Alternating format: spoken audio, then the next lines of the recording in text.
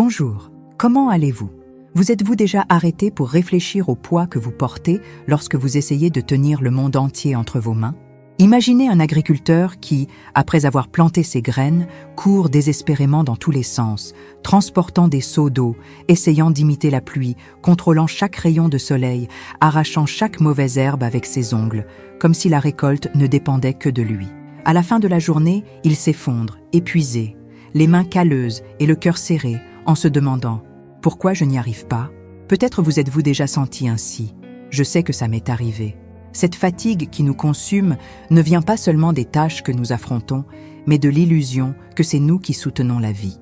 Aujourd'hui, je veux vous inviter à regarder une vérité qui libère. Sans lui, nous ne pouvons rien faire. Ouvrons nos cœurs et plongeons dans la parole qui nous guide, nous console et nous renouvelle. Je suis Aurora Ricci, écrivaine et ministre de la parole, passionnée par le partage du message transformateur de Dieu. Mon engagement est de vous apporter des contenus chrétiens qui touchent votre âme, connectent votre vie au cœur de Jésus et vous guident dans ce voyage spirituel si précieux. Alors, prenez votre Bible, un café, et venez avec moi réfléchir à ce que signifie se reposer en lui. Aujourd'hui, je veux que nous parcourions ensemble un verset qui est comme un phare au milieu de la tempête. Jean 15, chapitre 5. Jésus dit « Je suis la vigne, vous êtes les sarments. Celui qui demeure en moi et en qui je demeure porte beaucoup de fruits, car sans moi vous ne pouvez rien faire. » Ces paroles sont simples, mais elles portent une profondeur qui peut changer la façon dont vous affrontez vos journées. Elles nous rappellent que notre force, notre but et même nos fruits ne viennent pas de nous-mêmes, mais de celui qui nous soutient. Combien de fois vous êtes-vous réveillé avec l'esprit agité, une liste interminable de choses à résoudre, et vous êtes-vous dit « Si je ne le fais pas, qui le fera ?» Peut-être avez-vous couru au travail, pris soin de la maison, essayé de réparer tout ce qui vous entourait, et à la fin de la journée, vous êtes tombé dans votre lit épuisé, avec cette sensation que, même en faisant tant, il manquait encore quelque chose. J'ai déjà été à cette place. Je me suis déjà surpris à essayer de porter des fardeaux qui n'étaient pas les miens, comme si ma vie ne dépendait que de ma capacité à assurer. Mais la vérité est que, seuls, nous n'assurons pas, et nous n'avons pas été appelés à cela. Jésus utilise l'image de la vigne pour nous montrer quelque chose de puissant. Réfléchissez avec moi. Le sarment d'une vigne ne s'efforce pas de produire des raisins. Il ne se réveille pas le matin inquiet, planifiant comment il va faire pousser le fruit. Il reste simplement connecté à la vigne, recevant la sève qui coule dans ses veines. C'est la vigne qui fait le travail. Le sarment n'a qu'à être là, ferme, uni à elle. Et c'est ainsi que Jésus nous appelle à vivre, connectés à lui, dépendant de lui, laissant sa vie couler à travers nous. Mais que se passe-t-il lorsque nous nous déconnectons, lorsque nous décidons que nous pouvons produire des fruits seuls? C'est comme si le sarment s'arrachait de la vigne et disait « Je peux y arriver par moi-même ». Le résultat, il sèche. Il n'y a pas de vie, pas de fruits, juste un vide qui pèse. Peut-être que la fatigue que vous ressentez aujourd'hui est un signe de cela, un signe que vous essayez d'être la vigne, alors qu'en réalité, vous êtes le sarment. J'ai vu cela dans mon propre parcours. Il y a eu des jours où je me suis jeté à corps perdu dans mes responsabilités, oubliant de m'arrêter pour prier, d'ouvrir la parole, de simplement être avec Dieu. Je pensais, je n'ai pas le temps, je dois résoudre ça maintenant. Et savez-vous ce que je récoltais? De la frustration, de l'impuissance, un vide qu'aucune conquête ne pouvait combler. Jusqu'à ce que je comprenne, sans lui, tout ce que je fais, c'est comme courir en rond, fatigant et sans sens. La Bible nous enseigne que notre dépendance à Dieu n'est pas une faiblesse, mais une force. Dans Matthieu 11, chapitre 28, Jésus dit « Venez à moi, vous tous qui êtes fatigués et chargés, et je vous donnerai du repos. » Il ne nous appelle pas à prouver que nous pouvons y arriver seuls. Il nous invite à nous reposer en lui, à lui remettre le poids que nous insistons à porter. Pensez à un petit bateau au milieu d'une tempête. Le marin peut ramer de toutes ses forces, luttant contre les vagues. Mais s'il ne fait pas confiance au vent pour gonfler les voiles, il va s'épuiser sans arriver nulle part. Notre vie est ainsi. Nous pouvons ramer seuls, mais c'est le souffle de Dieu qui nous mène au port sûr. Sans lui, nos efforts sont comme des coups de rame à contre-courant, épuisants et inutiles. Alors dites-moi, où avez-vous placé votre confiance? Dans vos plans? Dans votre force? Ou en celui qui est la source de toute vie? Jésus ne nous demande pas d'en faire plus, mais d'être plus avec lui. C'est dans la connexion avec la vigne que nous trouvons le repos, le but et les fruits qui glorifient Dieu. Quand Jésus dit « Sans moi, vous ne pouvez rien faire », il ne fait pas qu'indiquer notre limitation. Il nous offre une promesse. Il est en train de dire « Restez avec moi et vous verrez ce que je peux faire à travers vous ». C'est libérateur. Il ne s'agit pas de porter le monde sur ses épaules, mais de faire confiance au Créateur du monde qui le tient déjà pour nous. Pensez à un père qui apprend à son enfant à faire du vélo. Au début, l'enfant pédale maladroitement, avec peur de tomber, essayant de s'équilibrer seul. Mais le père est là, tenant le guidon, maintenant l'équilibre, murmurant « Je te tiens, fais-moi confiance ». Quand elle se détend finalement et laisse le père guider, le vélo glisse doucement. Ainsi est-ce avec Dieu. Il ne nous laisse pas pédaler seuls. Il nous guide, nous soutient, nous donne l'équilibre que nous n'avons pas par nous-mêmes. Mais je l'avoue, il n'est pas toujours facile de faire confiance. Parfois, notre nature têtue nous fait vouloir tenir le guidon avec force, comme si nous étions les seuls responsables du chemin. J'ai déjà vécu ça. Il y a eu des moments dans ma vie où j'ai voulu tout résoudre à ma façon, contrôler chaque détail, accélérer les résultats. Et qu'est-ce que j'ai gagné? De l'anxiété, des nuits mal dormies et un cœur qui criait à la paix, jusqu'à ce que j'entende Dieu me rappeler « Aurora, arrête de pédaler seule, je suis là ». Peut-être êtes-vous à cette place maintenant. Peut-être essayez-vous de vaincre un péché qui vous retient, de réparer une relation brisée ou d'atteindre un rêve qui semble lointain, tout avec vos propres mains. Et au fond, vous vous demandez « Pourquoi je n'y arrive pas ?» La réponse se trouve dans Jean 15, chapitre 5. Nous n'y arrivons pas parce que nous n'avons pas été faits pour lutter seuls. Sans la vigne, le sarment ne donne pas de fruits. Sans Jésus, nos efforts sont comme le vent qui passe. La bonne nouvelle, nous n'avons pas besoin de continuer ainsi. Dieu nous appelle à une vie de dépendance en lui, non pas comme un poids, mais comme un cadeau. Dans Psaume 127, il est écrit « Si l'Éternel ne bâtit la maison, ceux qui la bâtissent travaillent en vain ». C'est un rappel clair. Nous pouvons construire, planifier, travailler, mais si ce n'est pas avec lui, tout s'écroule. Le secret n'est pas d'en faire plus, mais d'en faire avec lui. Je veux vous raconter une histoire qui me touche toujours. Un jour, j'ai rencontré une femme appelée Clara. Elle était mère, travaillait à l'extérieur, s'occupait de la maison et servait encore à l'église. Mais Clara vivait épuisée. Un jour, elle m'a dit « Aurora, j'ai l'impression d'échouer dans tout. Je n'y arrive pas. » Nous avons discuté, prié, et je l'ai amenée à Jean 15. J'ai demandé « Clara, où est Jésus au milieu de tout ça ?» Elle s'est arrêtée, a réfléchi, et avec des larmes dans les yeux, elle a répondu « Je crois que je l'ai laissé de côté en essayant de tout faire seule. » À ce moment-là, Clara a commencé à changer. Elle a appris à prier avant d'agir, à remettre ses fardeaux et à faire confiance à Dieu qui arroserait les graines qu'elle plantait.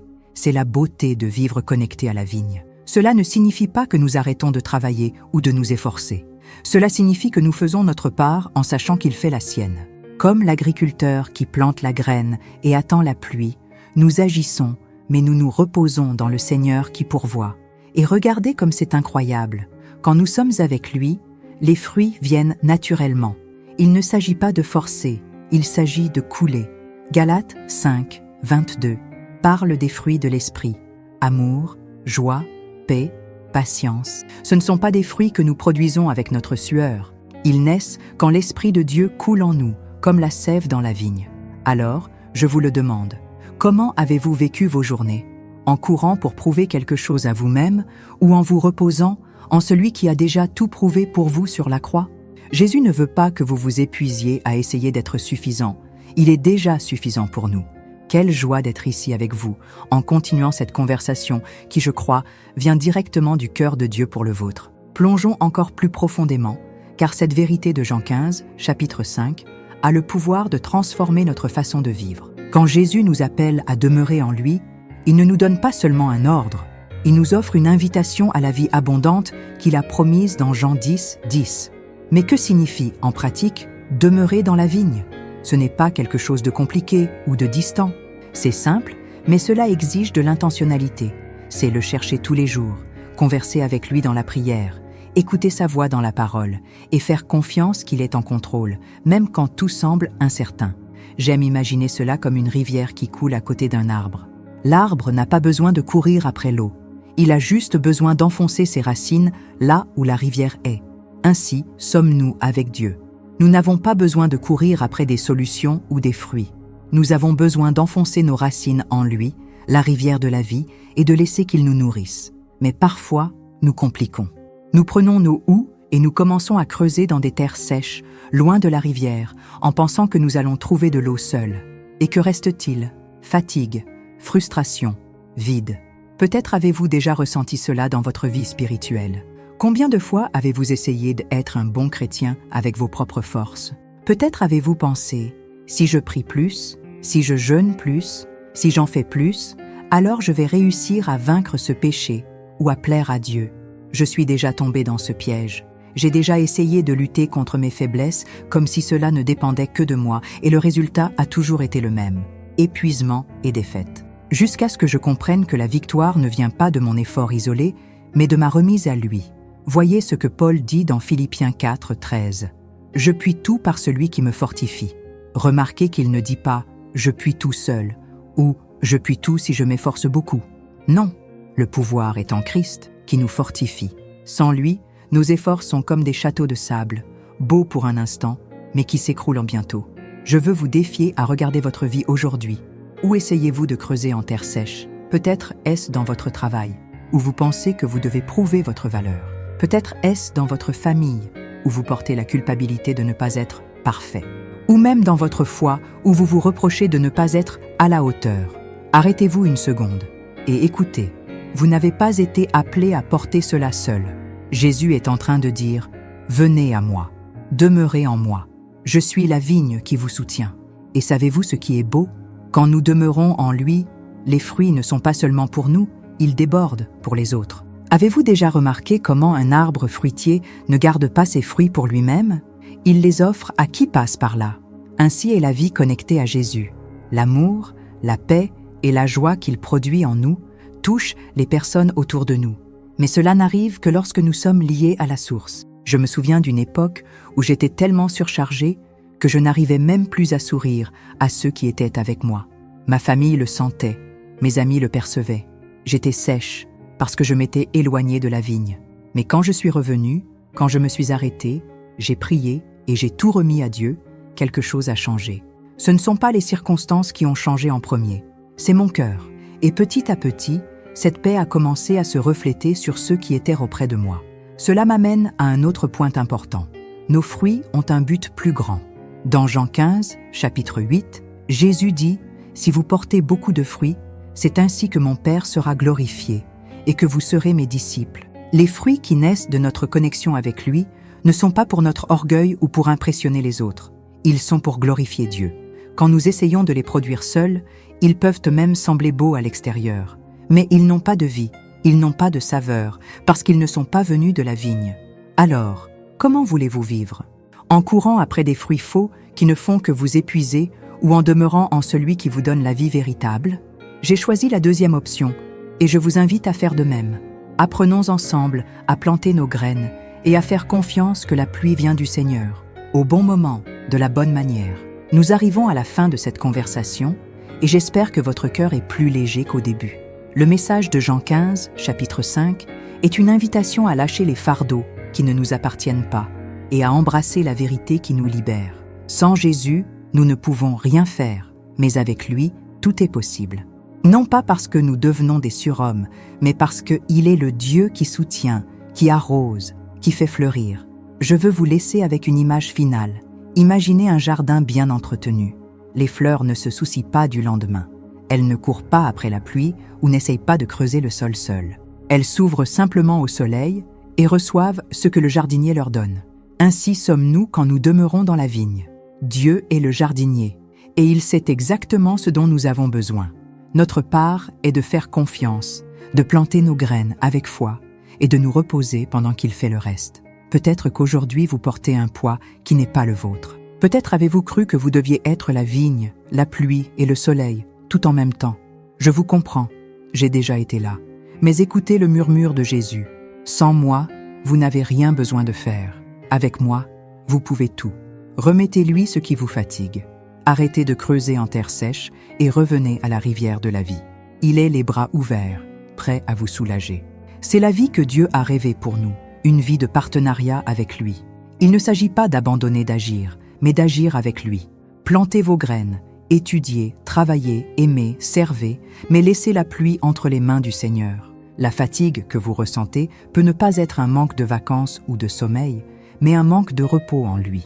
Et le repos véritable vient quand nous reconnaissons qu'il est suffisant. Alors, avant de terminer, je veux vous faire une invitation pratique.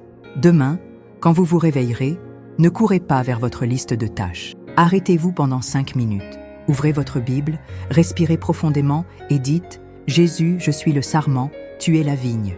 Soutiens-moi aujourd'hui. » Voyez comment cela change votre journée. C'est simple, mais puissant, parce que c'est dans la connexion avec lui que nous trouvons la force de vivre. Je suis reconnaissante de partager ce message avec vous. Mon souhait est qu'il ait allumé une flamme dans votre cœur, vous rappelant que vous n'êtes pas seul dans ce voyage. Dieu est avec vous, tenant le guidon, arrosant le sol, soufflant le vent dans vos voiles. Demeurez en lui, et les fruits viendront, des fruits qui glorifient le Père et débordent pour le monde. Maintenant, si ce message a touché votre cœur, je vous invite à faire partie de cette marche avec moi. Abonnez-vous à la chaîne et laissez un « j'aime ». C'est une manière simple de dire que nous sommes ensemble dans ce voyage de foi. Votre participation fait toute la différence pour que plus de personnes soient atteintes par cette vérité transformatrice. Écrivez dans les commentaires ce que votre cœur ressent. Cela peut être un mot, une prière ou même un « Amen ».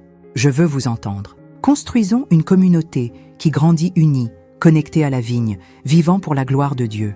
Si ce message vous a fait du bien, pensez à vous abonner à la chaîne. Ainsi, vous ne manquerez aucun moment de dévotion et nous continuerons ensemble à découvrir comment vivre une vie abondante en Christ. À bientôt dans la prochaine vidéo. Que la paix de Jésus, notre Sauveur et vigne véritable, soit avec vous aujourd'hui et toujours. À très bientôt.